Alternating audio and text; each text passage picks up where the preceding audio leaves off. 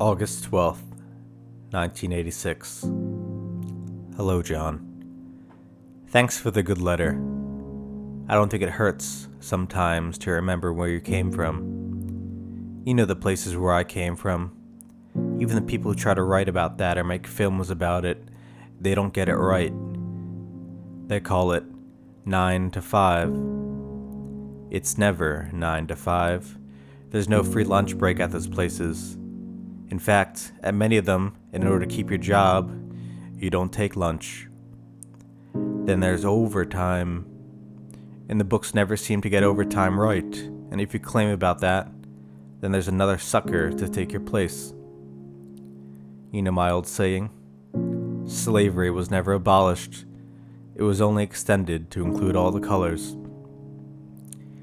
And what hurts is the steadily diminishing humanity of those fighting to hold jobs they don't want, but fear the alternative worse. People simply empty out. They are bodies with fearful and obedient minds. The color leaves the eye, the voice becomes ugly, and the body, the hair, the fingernails, the shoes, everything does. As a young man, I could not believe that people would give their lives over to those conditions.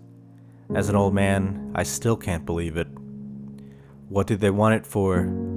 Sex, TV, an automobile on monthly payments, or children? Children who are just going to do the same things that they did?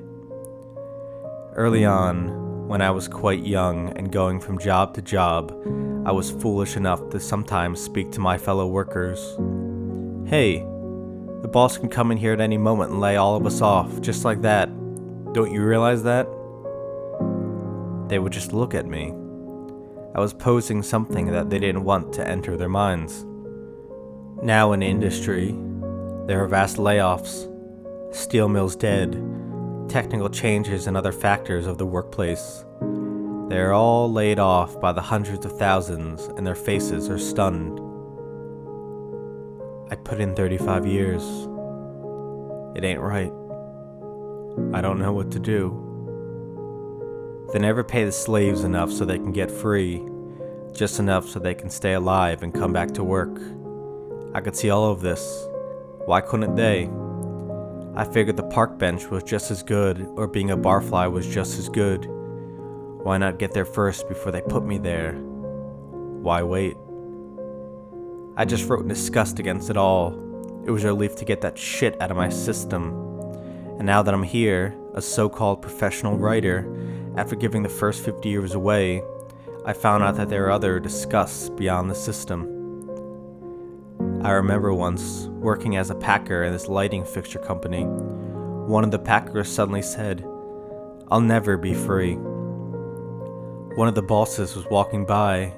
His name was Maury, and he let out this delicious cackle of a laugh, enjoying the fact that this fellow was trapped for life. So, the luck I finally had in getting out of those places, no matter how long it took, has given me a kind of joy, the jolly joy of the miracle. I now write from an old mind and an old body, long beyond the time when most men would ever think of continuing such a thing. But since I started so late, I owe it to myself to continue.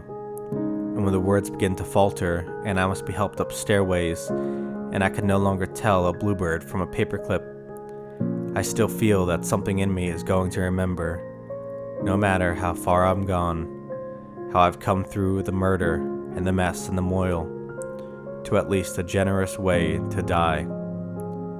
To not to have entirely wasted one's life seems to be the worthy accomplishment, if only for myself. Your boy, Hank.